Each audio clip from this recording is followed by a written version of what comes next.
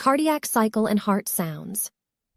In a healthy heart, the atria contract simultaneously, then as they start to relax, contraction of the ventricles begin. Systole.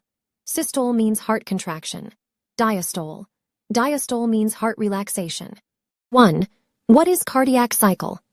The term cardiac cycle refers to the events of one complete heartbeat, during which both atria and ventricles contract and then relax. 2. Length. The average heart beats approximately 75 times per minute, so the length of the cardiac cycle is normally about 0.8 seconds. Now we are talk about heart sound. First heart sound. The first heart sound, lub, is caused by the closing of the AV valves. Second heart sound. The second heart sound, dub, occurs when the semilunar valves close at the end of systole.